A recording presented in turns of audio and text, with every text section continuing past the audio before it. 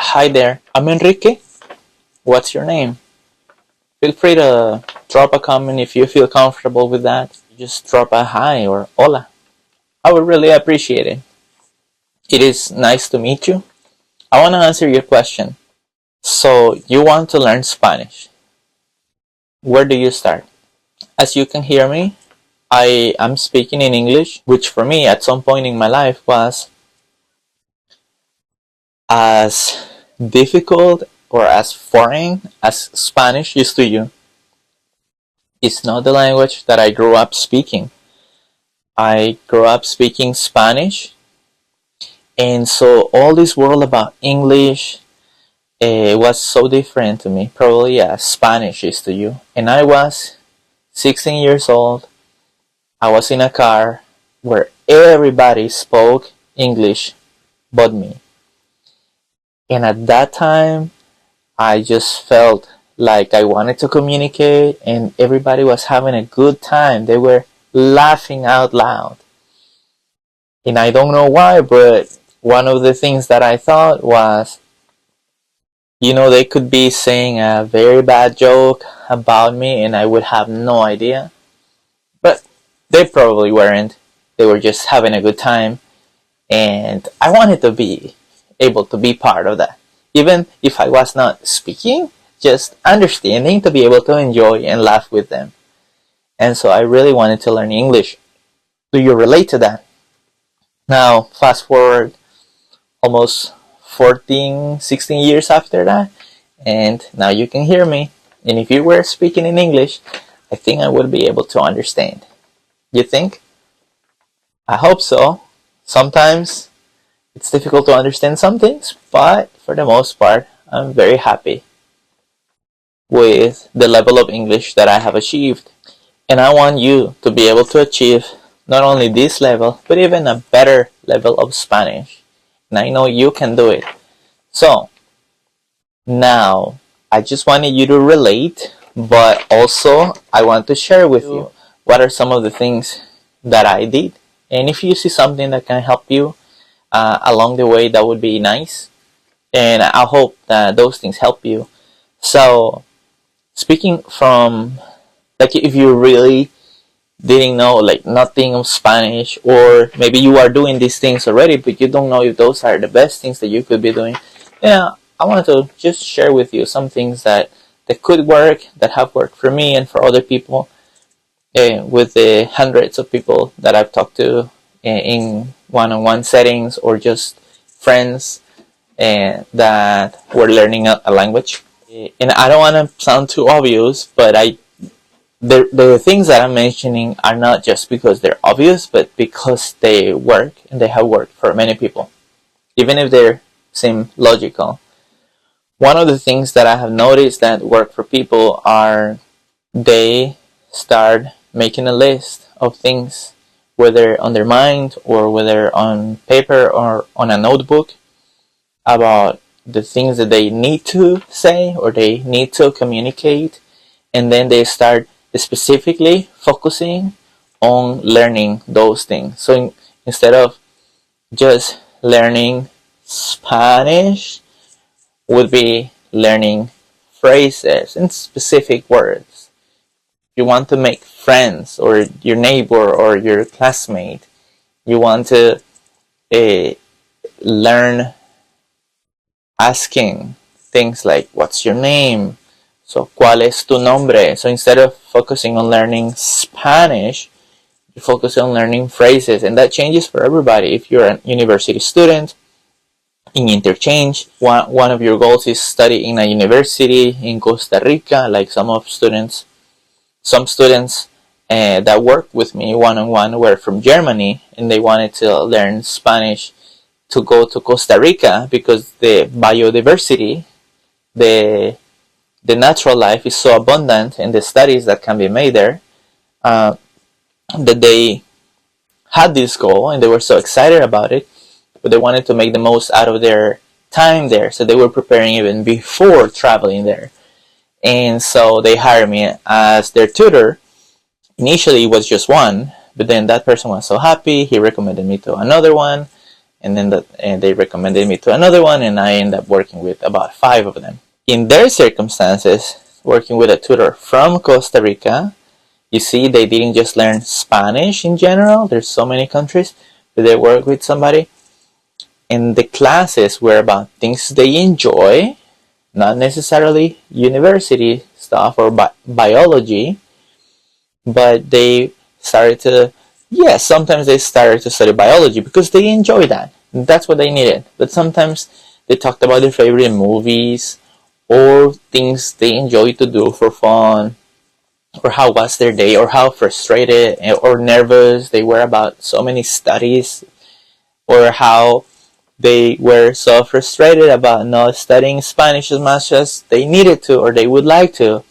And guess what? Those classes were effective because they were able to express where they were at, what was on their mind, but also what was their interest. And that is the very most important, or one of the most effective ways to learn, is that instead of studying for the sake of study about the language, they were acquiring the language by practicing it. So they would not be able to, so instead of just talking about a subject, they were becoming fluent. They were able to communicate and interact and say things. So what that looks like, for example, is somebody that is an athlete and they perhaps like to run, so they have experience running and they actually go and run and they do exercises to become stronger. They might not know all the science that their trainer or their coaches know about muscle relaxation, recovery, specific plans for maximum performance, but they know that they love to run and they put their heart into it. And that's where you want to be.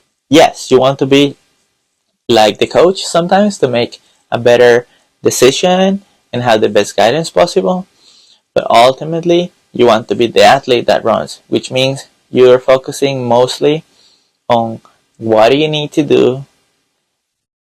So the coach may say, today we're running 10K, and you focus on running those 10K. What that looks like, what are the sentences that you need to learn, what are the words that people will be speaking to you depending on the context.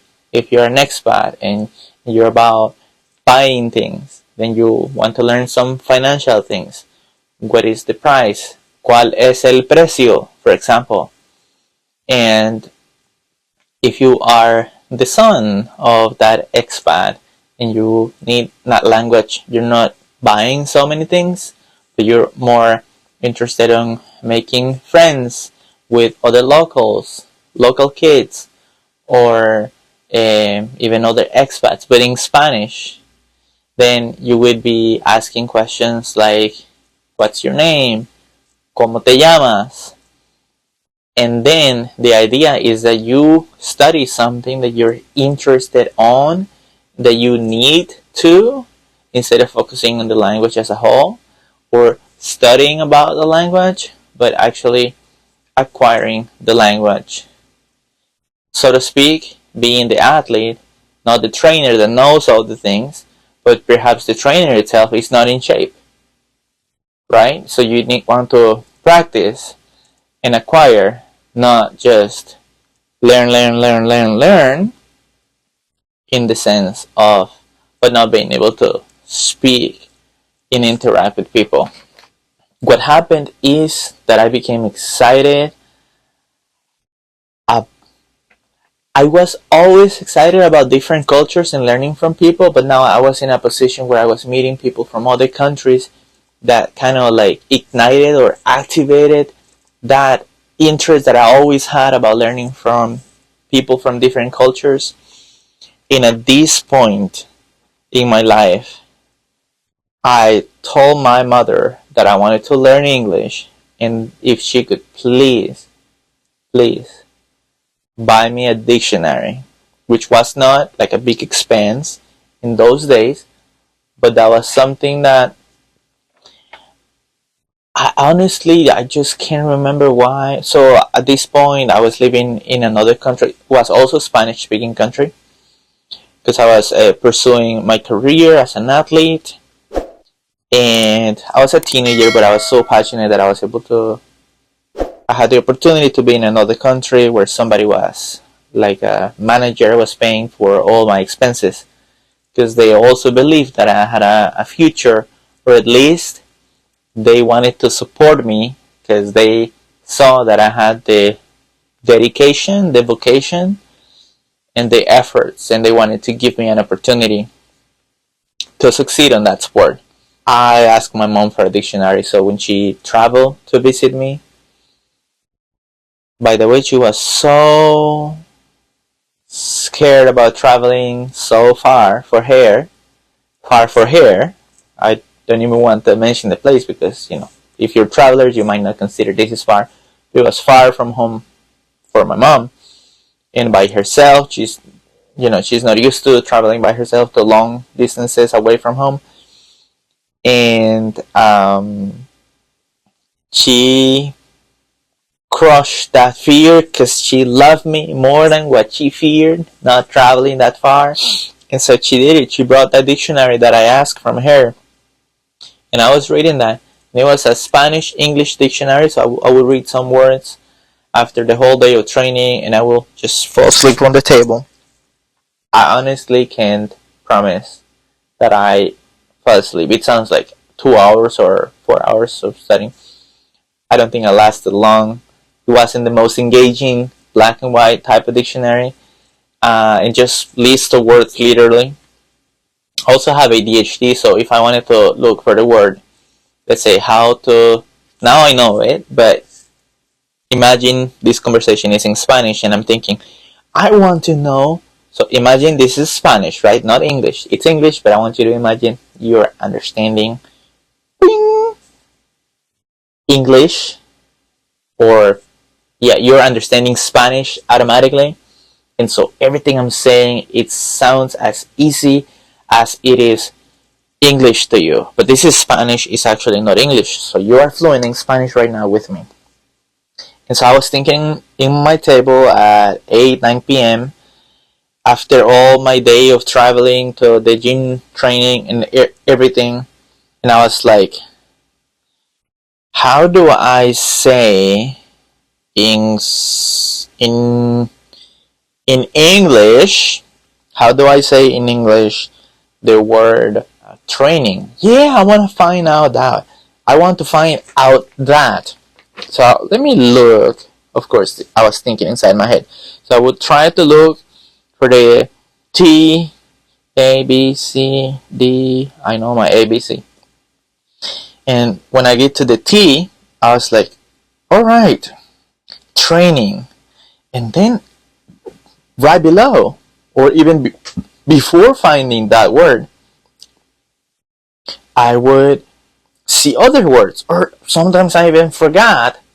Like I remember I mentioning my ADHD, and I was so tired that I was initially looking for that particular word and find other word like, oh, eating. Oh yeah, eating. And then I cannot tell you like similar words, but right now, but eating, ikaboking, ikabokiniking. I'm just making an example of similar words that are back to back, and I will learn different words like that. I'm not sure how useful was this, but actually that will end up later on, or in the second part of this video, connecting to ways that are effective that end up actually helping me to become very fluent once I was kind of like stuck on the same level and I reached like that wall that I was not progressing more. It's similar. It's not quite reading dictionary type of approach, but that's somehow how I started gaining like vocabulary without being able to have conversations.